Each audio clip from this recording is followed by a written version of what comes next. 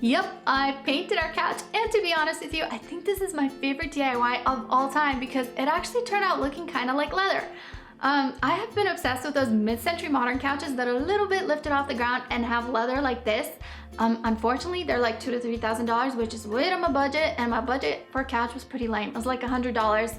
So I had to figure out a way to get this couch situation to work. And then I realized we had a futon outside that's been sitting there for like a year and a half. It was black microfiber originally, and then it got sunburnt, so it turned gray, and I thought, well, it's perfect. It's ugly and it has the perfect shape, and I wouldn't feel bad if I ruined it, if I screwed up. So I went on Pinterest and I looked at a bunch of DIYs on how to paint fabric, and there was one big thing that stood out that kind of freaked me out, which was all the DIYs they had were painted on fabric that was different from the one I had, which was lower in texture. I haven't found not one couch that was painted on microfiber. So I ended up cutting a piece of the couch off. Well, it was actually a pocket off the side of the couch that I was gonna cut off anyway, and then we did a test swatch. Okay, so I tried a total of 3 mixtures. The first was diluting paint with water to do thin coats and sanding in between. This was the method I found on Pinterest. The second method was adding vinegar to paint, which is totally random, but I figured I'd try it. And the third one was adding regular fabric softener to paint. Diluting the paint with water and vinegar was a complete fail. It stayed super hard and crusty and wasn't sandable at all. The one shown here is just 1 coat of diluted water and paint as well as vinegar. So for my third attempt, I decided to try adding fabric softener to the paint, and surprisingly, it worked. The paint was bendable and stretchy, almost like the paint turned into rubber once it dried, which made the perfect consistency for a faux leather effect. Following that, I tried a few different finishes. I tried on the brush on wax. This was a fail because the paint almost immediately cracked. So I gave my water-based clear coat a try, and it turned the paint even smoother, which I was actually pretty surprised about. However, it was too shiny for my taste, but it sanded down well if you need a more matte look. In conclusion, the fabric softener paint with the water-based clear coat gave the best results and seemed the most durable. I ended up leaving my couch without the clear coat for now though.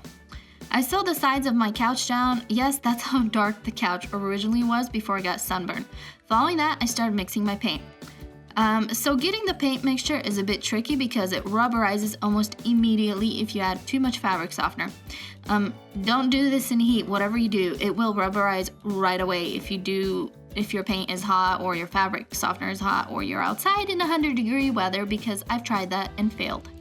I mixed small batches of paint and it seemed to work best. I did half a cup of paint per 3 tablespoons of fabric softener, or 1 cup of paint per 5 tablespoons of softener. When you mix your softener, your paint mixture should become a bit thicker. Adding more softener will not turn the paint runnier. In fact, it will make your paint rubberize quicker, so keep that in mind. Your paint should be on the thicker side. If it's smooth, great. If it's not, it'll be a bit clumpy. It's kind of nasty looking, but that's okay. As long as it goes onto the couch smoothly, it makes no difference. Here's an example of how the clumpy paint still goes on smoothly once brushed out.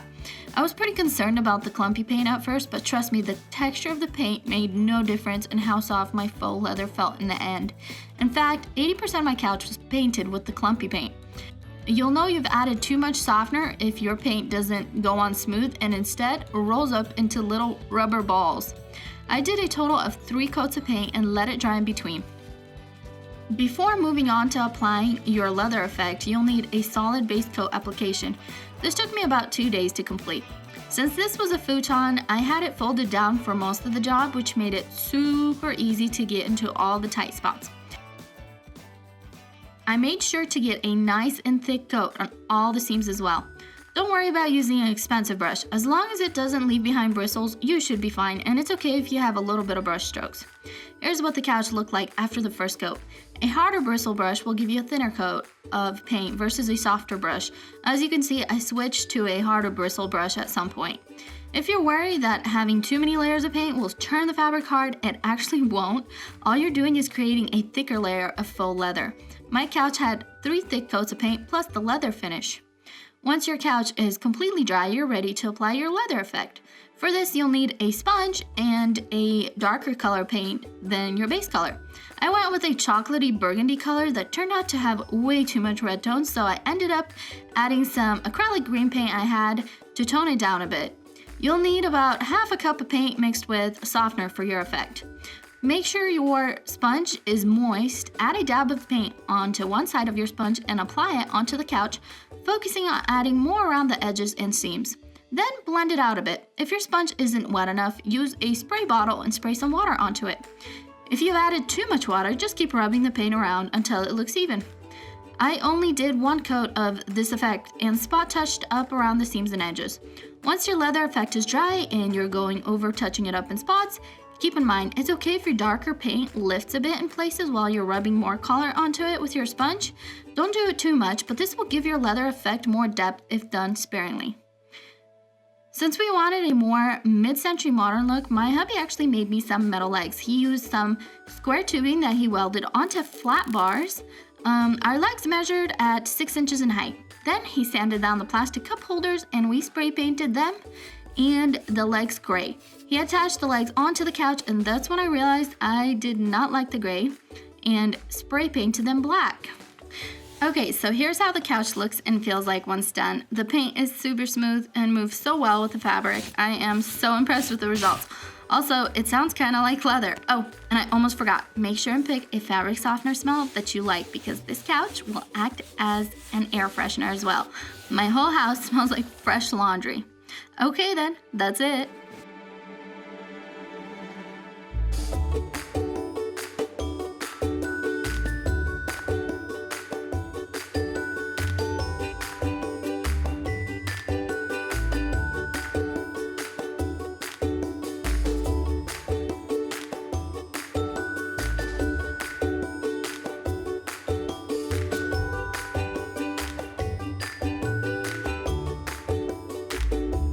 Okay, so this couch took me about 4 days to complete. We did make the legs too, so that's included.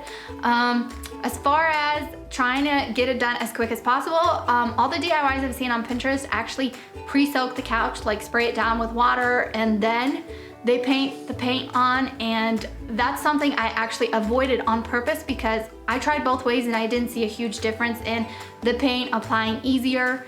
And also the drying time is twice as long if you get your couch wet. So that's why I didn't get my couch wet. I've tried it before and I actually haven't seen a huge difference. Like, it didn't do much of a difference at all. I made some throw pillows and they felt pretty crusty, so I don't know how it changed anything. I hope you loved this DIY. If you did, give me a thumbs up. Don't forget to subscribe. Thank you so much for following me and commenting and showing me your love on all of my DIYs. I'll see you guys next time. Bye.